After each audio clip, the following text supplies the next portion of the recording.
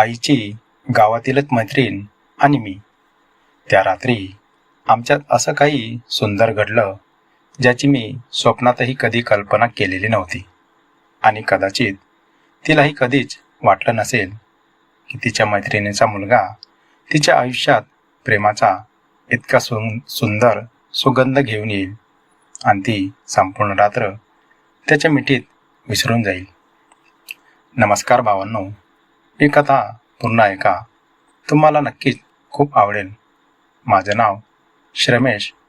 मी वयाने 20 वर्षाचा आहे आणि 12वी नंतर मेकॅनिकल ITI करून मी एका वर्षापूर्वीच एका ट्रॅक्टर गॅरेजवर काम शिकायला होतो. तसं मी ते काम 3 महिन्यातच शिकलो आणि विचार केला की स्वतःचं गॅरेज टाकावं. पण जागेचा मोठा प्रश्न होता. बराच प्रयत्न केला जागा मिळवण्यासाठी, पण ते काही शक्य झालं नाही आणि मी तिथेच काम करू लागलो. तसा पगार बरा होता आणि आता मी घरी ट्रॅक्टर रिपेअर करायला जायचो. आजही मी एका खेड्यावर ट्रॅक्टर रिपेअरसाठी गेलेलो होतो. यायला रात्रीचे 8 वाजून गेले होते. मी जसा घरात आलो तसं मला समजलं की आईच्या गावातील मैत्रीण नेहा काकू आली आहे. ती नदीपलीकडच्या गावातील होती, पण आईची तिची खूपच जवळीक होती. कुठेही जायचं असो त्या दोघी नेहमी सोबत असायच्या. मग मागच्या 11 वर्षांपासून ती पुण्याकडे राहायला होती. तिचे मिस्टर तिकडे व्यवसाय करायचे, म्हणून ती आता कायमची तिकडे स्थायिक झाली होती. इथं त्यांचं 4 खोलींचं मोठं घर आहे आणि अधूनमधून ते गावाकडे येत राहतात. मलाही तिला भेटायचं होतं, म्हणून मी लगेच हातपाय तोंड धुतले आणि मी जसा हातपाय पुसत बाहेर आलो, मला नेहा काकू दिसल्या. त्या मला डोळे भरून पाहत होत्या. मी त्यांना पाहिलं तसं गोड स्माईल करीत म्हणालो, नेहा काकू, तुम्ही केव्हा आल्या? त्याही मला हसत म्हणाल्या, अरे मी तर 4 वाजेची आली आहे. मला निघायचं होतं, पण आई म्हणाली तुला भेटून जा, म्हणून मी फक्त तुझ्यासाठी थांबले होते. मी हात पुसून जसा पाय पुसायला खाली वाकलो तसं मला समजलं की मी फक्त बरमुडा घातला होता. मला खूपच लाज वाटली. मी लगेच अंगावर रुमाल गुंडाळला आणि काकू माझ्याकडे तशाच पाहत हसत होत्या आणि म्हणाल्या, शर्मेश, तू खरंच खूपच लाजळू आहेस. मी काही बोललो नाही आणि लगेच कपडे घालून तयार झालो. सर्वजण जेवणासाठी थांबले होते. नेहा काकूंचं जेवण वाढायला लागले. आज जेवणाचे 2 घास जरा जास्तच जाणार होते, कारण आई म्हणाली, श्रमेश, आजचा पूर्ण स्वयंपाक तुझ्या नेहा काकूनेच बनवला आहे. मी तर खूपच खुश होऊन जेवण करत होतो, कारण स्वयंपाक नेहा काकूने बनवला होता आणि तिच्या हाताला खूपच चव होती. मी जेव्हा लहान होतो तेव्हा ती माझ्यासाठी दररोज वाटीभर भाजी देऊन जायची.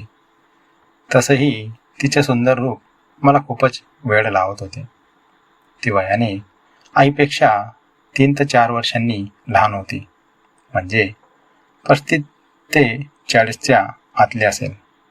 पण आजही ती इतकी सुंदर दिसत होती की मी तर चोरून चोरून तिच्याकडे पाहत होतो. तीही मला त्याच प्रेमाच्या नजरेने बघत होती आणि जबरदस्तीने मला भाजी वाढत होती.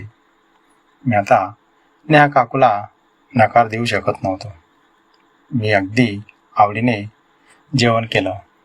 तिच्या हाताचं जेवण असल्याने थोडं अधिकच खाल्लं गेलं. दिवसभराचा थकवाही होता, त्यामुळे झोप खूपच येत होती. पण मला झोपायचं नव्हतं, कारण मला नेहा काकूंशी खूप साऱ्या गोष्टी बोलायच्या होत्या.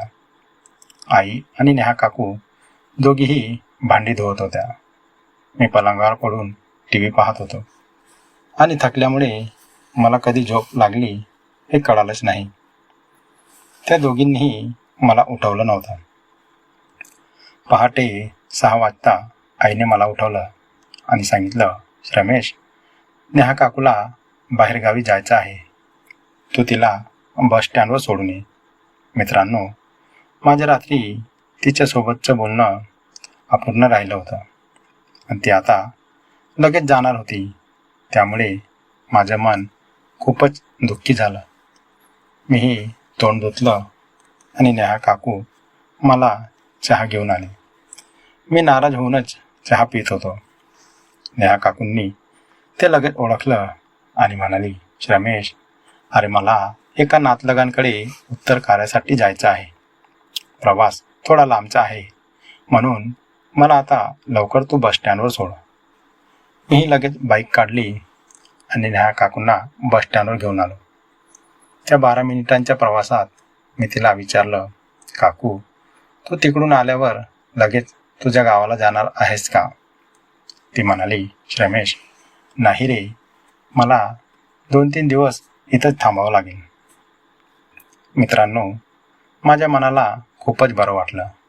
आता मला नेहा काकूंसोबत खूपच गप्पा मारता येणार होत्या. त्यासाठी मी खूप आनंदी होतो. काकूला बसमध्ये बसवलं आणि ती म्हणाली, रमेश, मी दुपारी 5 वाजेपर्यंत येते. मला न्यायला येशील ना? मी म्हणालो, काकू, मी 4 वाजेपासूनच इथं थांबेन. ती म्हणाली, ठीक आहे, मग आपण माझ्या घरी जाऊ. मला त्या घराची साफसफाई करायची आहे आणि हे तुझ्या मदतीशिवाय होणार नाही. माझ्या एकटीकडून ते शक्यही नाही. मित्रांनो, मी तर अशी संधी पाहत होतो. तिच्या घराची साफसफाई करताना तिच्या अधिक जवळ जाता येईल आणि माझ्या मनातल्या भावना तिला बोलता येतील. मी दिवसभर तिच्या येण्याची वाट पाहत राहिलो आणि 4 वाजताच मी बसस्टँडवर आलो. नेहा काकूंची बस अजून आलेली नव्हती. बरोबर 4:30 वाजता नेहा काकूंची बस आली. मी तिला उतरताना पाहिलं आणि चेहऱ्यावर आनंद ओसंडून वाहू लागला.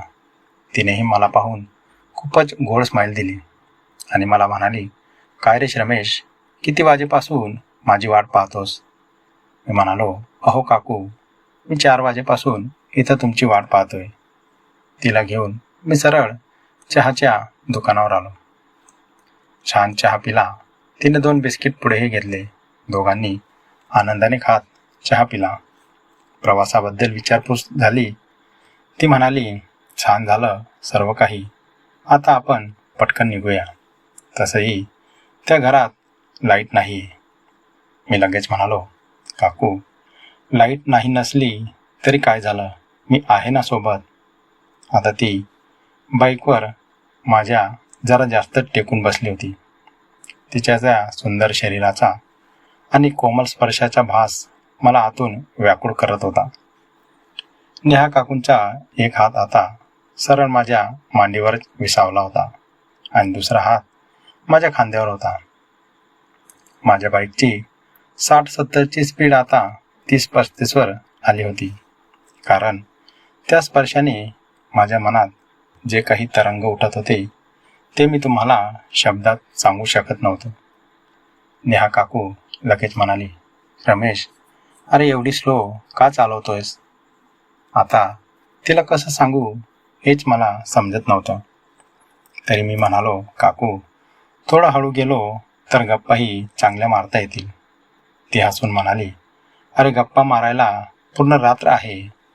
खरं तर मला तुझ्यासोबत काल रात्रीच खूप काही बोलायचं होतं, पण तू तर जेवण केलंस आणि लगेच झोपी गेलास. अहो काकू, मलाही तुमच्यासोबत तशाच गप्पा मारायच्या होत्या, पण मी पलंगाला पाठ लावली तशी कधी झोप आली समजलंच नाही आणि तुम्ही तरी मला उठवायचं होतं ना. मी म्हणालो. ती म्हणाली, जाऊ दे, आज रात्री आपण खूप साऱ्या गप्पा मारू. तसंही आज रात्री तुला माझ्या घरी थांबावं लागणार आहे. मित्रांनो, हे ऐकून तर माझे मन आनंदाने प्रफुल्लित झालं. माझ्या मनातलं प्रेमाचं वादळ खूप मोठ्याने घोंगावत होतं. बोलता बोलताच आम्ही काकूंच्या गावात आलो. आमचं गाव तिच्या गावापासून 5 किलोमीटर होतं. तिच्या घरी आलो आणि घराची अवस्था पाहिली. ती खूपच वाईट होती, कारण ते लाकडी मातीचं घर होतं. 4 रूमचं घर, पण एकच रूम थोडा बरा होता. तो आम्ही पूर्ण झाडून साफ करून घेतला. सर्व काही व्यवस्थित केलं. तसं तिच्या घरात काही जास्त सामान नव्हतं. एक लोखंडी पलंग, 2 लाकडी खुर्च्या आणि एक टेबल, थोडेफार पत्र्याचे डबे. बाकी सर्व सामान त्यांनी पुण्यालाच नेलं होतं. अर्धा पाऊण तास आम्ही त्या घराची पूर्ण व्यवस्थित साफसफाई केली. मग काकू मागच्या घरात गेल्या. मी पुढचं सर्व व्यवस्थित करत होतो. त्यांना जाऊन 5 मिनिटं झाली होती. मीही लगेच त्यांच्या मागे गेलो. घराचा मागचा भाग संपूर्ण पडलेला होता. आत जायलाही व्यवस्थित जागा नव्हती. काकू थोड्या अंतरावर आत उभ्या होत्या आणि घराची पडझड पाहत होत्या. मी लगेच काकूंना बोललो, काकू, एवढ्या आत नका जाऊ. खूप दिवसांचं बंद घर आहे, बाहेर या. ती म्हणाली, हो रे, घराची पडझड खूपच झाली आहे. असं वाटतंय याला पूर्ण पाडून नवीनच बांधून घ्यावं. हो काकू, तुम्ही यावर्षी या घराला पाडून नवीन बांधून घ्या. मी पुढच्या दारात उभा होतो आणि तिला बोललो. त्या आतल्या खोलीतल्या शेवटच्या टप्प्यात होती. काकू तिथंच थांबल्या होत्या. म्हणून आता मीही त्यांच्याजवळ गेलो.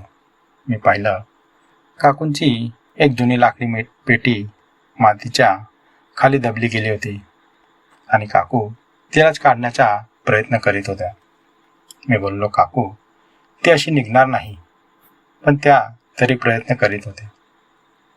आता मीही त्या पेटीला काढायला लागलो, पण ती मातीत चांगली दबली होती. त्यामुळे ती निघणं सहज शक्य नव्हतं. मी पुढे होतो आणि नेहा काकू माझ्यापासून 4 फुटांवर उभी होती. अचानक काकू जोराने किंचाळत पळाली. घाबरून मी तिच्याकडे वळलो. तशी काकू थेट मला येऊन बिलगली. मीही तिला घट्ट माझ्या मिठीत घेतलं आणि विचारलं, काकू, काय झालं? ती थरथरत म्हणाली, श्रमेश, अरे खूप मोठा उंदीर माझ्या पायावरनं गेला. मित्रांनो, तिची भीती आता थोडी कमी झाली होती, पण माझ्या हृदयाचे ठोके मात्र चांगलेच वाढले होते. कारण ती आता सरळ माझ्या मिठीत होती. तिचं ते देखणं आणि मादक रूप मला खूपच घायाळ करीत होतं. जवळपास 2-3 मिनिटं मी तिला तसंच मिठीत धरून ठेवलं आणि तो स्पर्श, तो अनुभव माझ्यासाठी अत्यंत सुखद आणि मनमोहक होता. मी तसंच तिला धरून पुढच्या रूममध्ये आलो आणि त्या खोलीचं दार आतून लावलं. तिला खुर्चीवर बसून मी पाणी दिलं. ती मला म्हणाली, श्रमेश, तू जर नसतास ना तर माझा जीवच निघाला असता. मला उंदरांची खूपच भीती वाटते रे. मी हसून तिला म्हणालो, काकू, या उंदराला तर तू घाबरलीस, पण तो उंदीर जेव्हा आपल्या हक्काच्या बिळात जाईल तेव्हा पण तशीच घाबरशील का?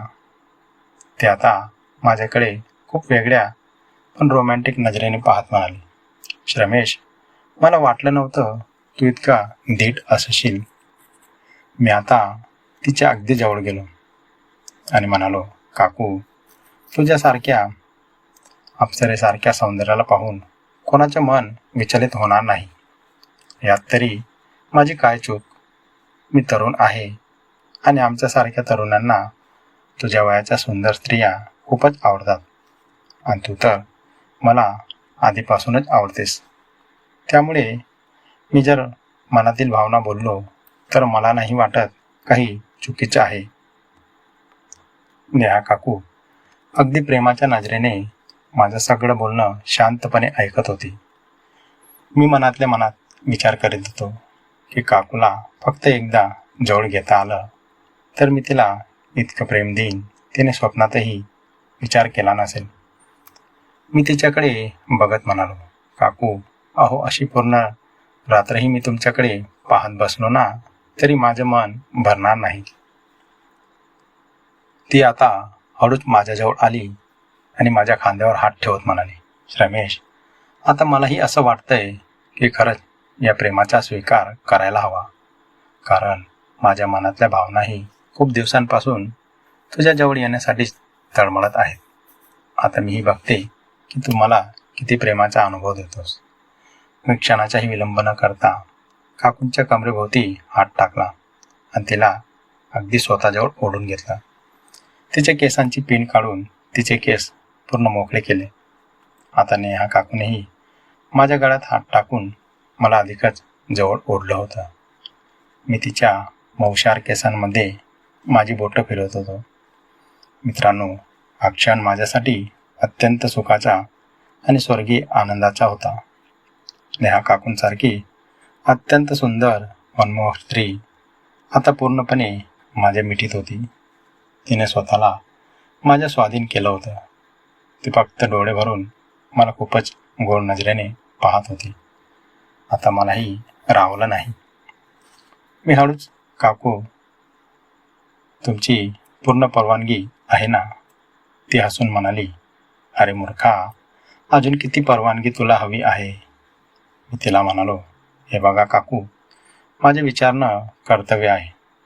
नाहीतर उद्या उठून तुम्ही म्हणणार की मी तुझ्या इच्छेविरुद्ध तुला जवळ घेतलं. तसं नको व्हायला म्हणून विचारलं. माझ्या या बोलण्यावर तिने हसून तिचे हात माझ्या हातांवर ठेवले. मग काय, मी तर बेधुंद होऊन त्या क्षणाचा, त्या लावण्याचा आनंद अनुभवू लागलो. आम्ही दोघे एकमेकांच्या मिठीत घट्ट अडकलो होतो. दोघेही एकमेकांच्या प्रेमात पूर्णपणे वाहून गेलो होतो. आज मी एका अनोख्या स्वर्गसुखाचा आनंद नेहा काकूंसोबत अनुभवत होतो. काकू ही पूर्ण मनाने माझ्या मिठीत विरघळली होती.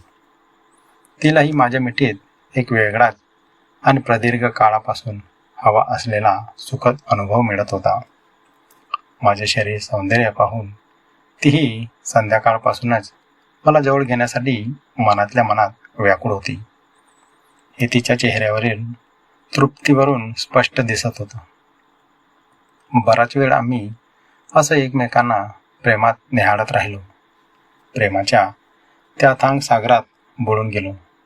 1.5-2 तास आम्ही एकमेकांच्या इतक्या जवळ होतो की आम्हाला एकमेकांपासून दूर होणंच शक्य वाटत नव्हतं.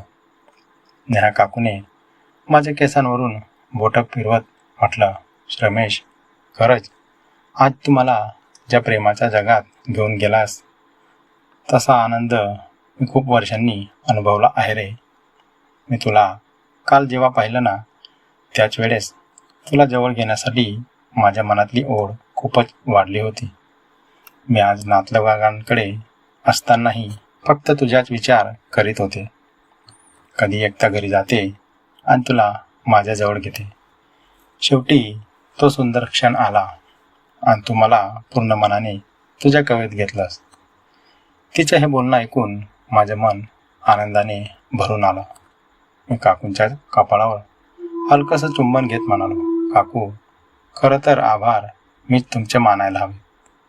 कारण तुम्ही आज माझ्या मनातील सुप्त भावना समजून घेतल्या आणि मला इतकं जवळ केलं. मी स्वतःला खूप नशीबवान समजतो. आणि काकू, जर मला पुन्हा असा प्रेमाचा अनुभव तुमच्याकडून हवा असेल तर? ती खूपच लाडाने हसत म्हणाली, त्यासाठी मी कधीही तयार आहे. तुझ्यासारखं तरुण आणि प्रेमळ सोबती मिळणं हे माझ्यासाठी खूप भाग्यच आहे. त्यानंतर आम्ही खूपच आनंदाने प्रेमाच्या गप्पा गोष्टी करत पहाटे घरी आलो. नेहा काकू आता पूर्ण आठवडाभर आमच्या घरीच राहिल्या. त्यांचे ते घरही मी स्वतः साफसफाई करून व्यवस्थित केलं.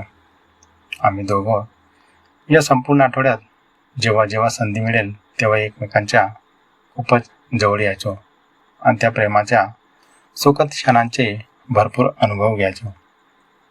तर मित्रांनो, ही कथा पूर्णपणे काल्पनिक आहे.